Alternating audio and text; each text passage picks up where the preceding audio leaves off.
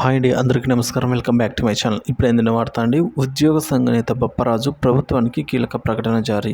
So మరి పూర్తి వివరాలు ఈ వీడియోలో తెలుసుకుందాము. వీడియో ఎక్కడ కానీ స్కిప్ చేయకుండా ఎండ్ వరకు చూడండి, అప్పుడు పూర్తి ఇన్ఫర్మేషన్ అర్థమవుతుంది. వీడియో నచ్చినట్లయితే లైక్ చేయండి. తహసీల్దార్లను సొంత జిల్లాలకు పంపాలి, AP revenue service association. So ఎన్నికలు ముగిసినందున వేర్వేరు జిల్లాల్లో పనిచేస్తున్న తహసీల్దారులను తిరిగి వారి సొంత జిల్లాలకు పంపాలని రెవెన్యూ మంత్రి అనగా సత్యప్రసాద్కు ఏపీ రెవెన్యూ సర్వీస్ అసోసియేషన్ ఈ మేరకు విజ్ఞప్తి చేసిందండి.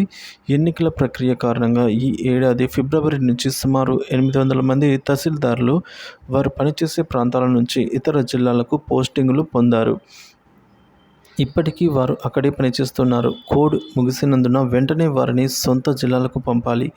ఈ మేరకు మంత్రి అనగా సత్యప్రసాద్కు విజ్ఞప్తి చేయగా సానుకూలంగా స్పందించారు అని అసోసియేషన్ అధ్యక్షుడు బొప్పరాజు వెంకటేశ్వర్లు, ప్రధాన కార్యదర్శి కె రమేష్ కుమార్ శనివారం ప్రకటన ద్వారా మనకైతే తెలపడం జరిగింది ఫ్రెండ్స్.